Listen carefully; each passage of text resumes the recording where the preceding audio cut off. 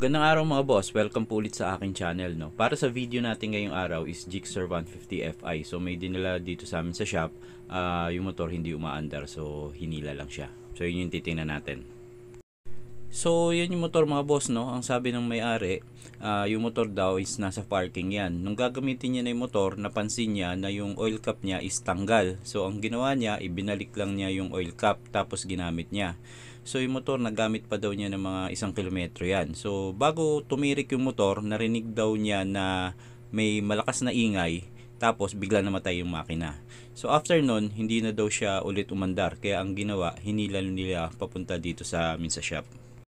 So since sinabi ni boss na nakita niya na tanggal yung oil cap, so unang magbubukas dun sa clutch side, no? Kasi ang pinaghihinalaan nga ni boss, baka may ninalbahi nga dun sa motor niya, nilagyan ng kung ano yung makina niya. So since yun yung pinaghihinalaan niya, dun tayo magsisimula mga boss. So yun yung unang bubuksan ni Boss Ryan.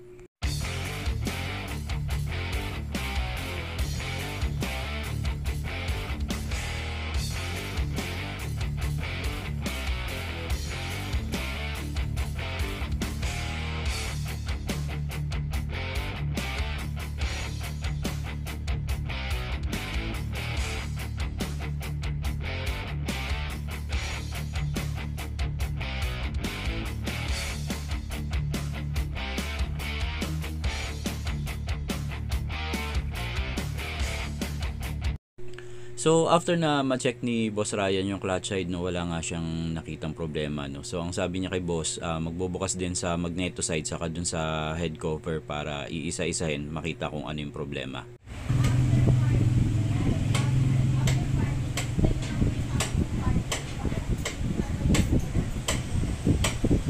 So yun, no, mga boss, habang iniikot ni Boss Ryan yung sigunyal, may maririnig nga kayo na kumakalso, no. So yun yung titingnan ko ano yung kumakalso na yun mga boss.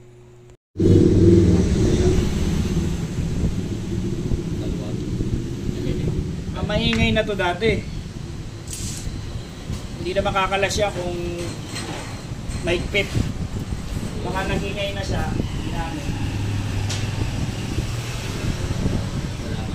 So pagbukas ni Boss Ryan ng head cover, no, yun nga, nakita na yung timing chain ni boss tumalon. So yun yung umiingay kanina, no. So kaya hindi na siya umiikot yung sigunyal niya.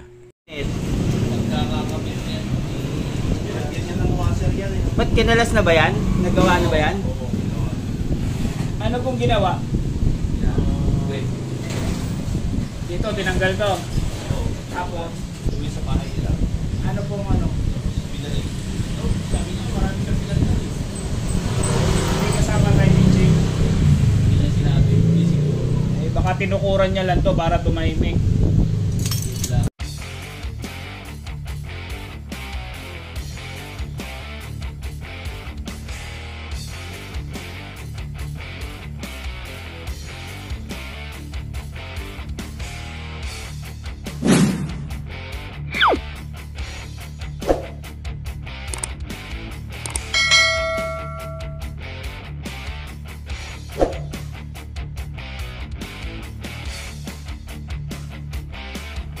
Papalitan mo na ng timing chain. Eh baka hindi pinalitan. Eh nag-ingay na. Yun, na-tempo, umalas. Kaya lang, mas maraming madadamay. Yan na nga yun. Ito na yung nadamay. May nilagyan kang numuwasan yan, may parang tawag hindi magtaras. Mag? May parang hindi magtaras. Yun yung sa tawag hindi nilagyan yung numuwasan. Eh bakit kumalas? Ibig sabihin talagang ginawa niya lang na paraan. Kasi marami pong babaklasin pag nagpalit ng timing chain. So, alas yan. Tapos ito, mahirap ibalik. Yan.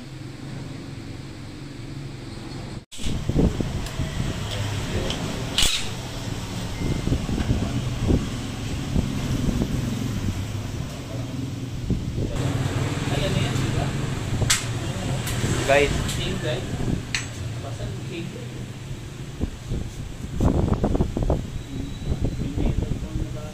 Bearing yata.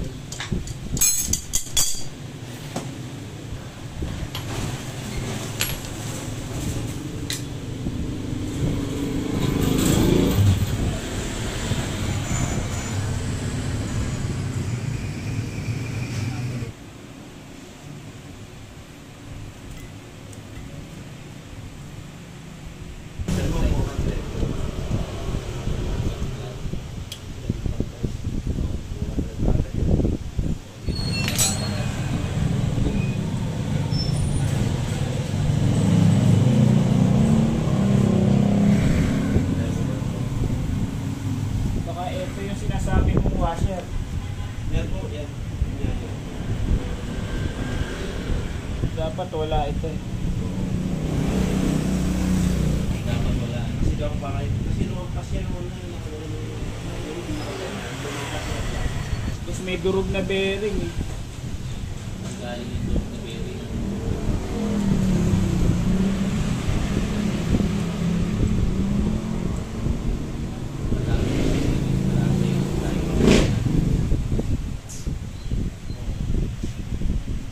Maraming sirain yan.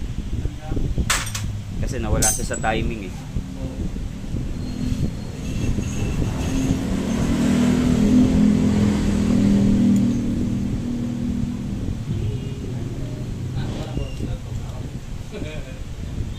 Malapit na yung mga lalaman natin. Ay, bearing. Naubos yung bearing. From bearing. Ayun o.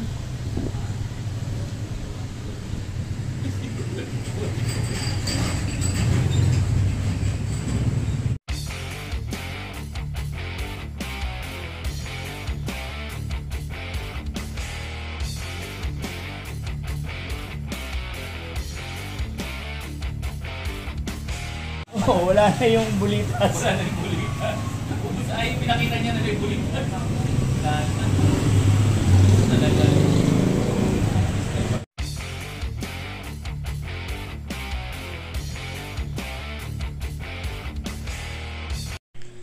So yan yung bulitas dun sa cam bearing mga boss, no, nadurog. So sunod naman na gagawin mga boss, no, mag-leak test.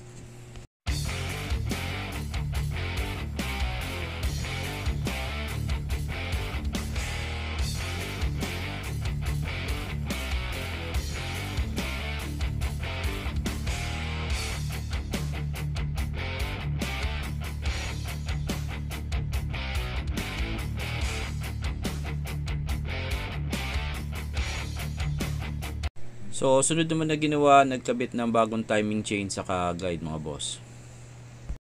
So, sunod naman na gagawin, maghahasa ng barbula tapos magpapalit ng bagong valve seal.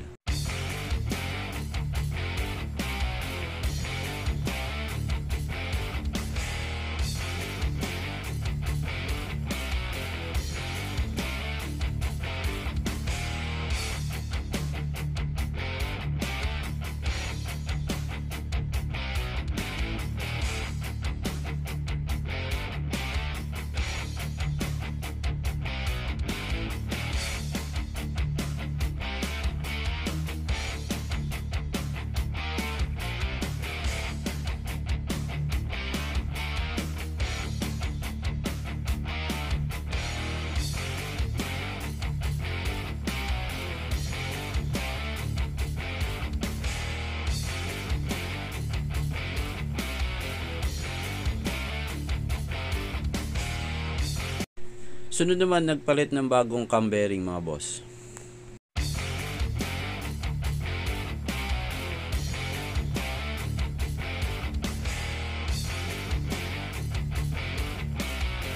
Sunod naman na gagawin mga boss na magpapalit ng bagong rocker arm.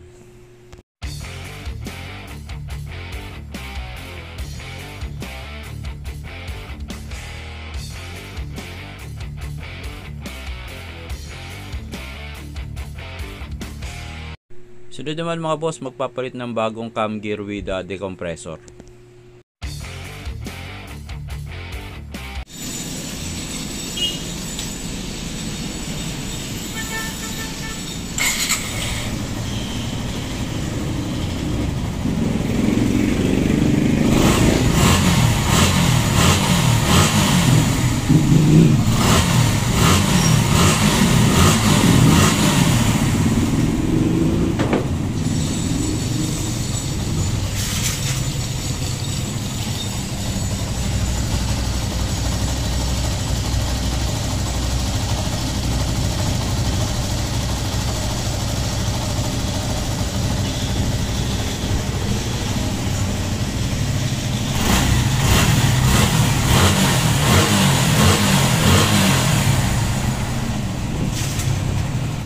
So mga boss, ginagawa yung kalsada dito sa tapat namin, no, kaya may maririnig kayong nagja-jackhammer.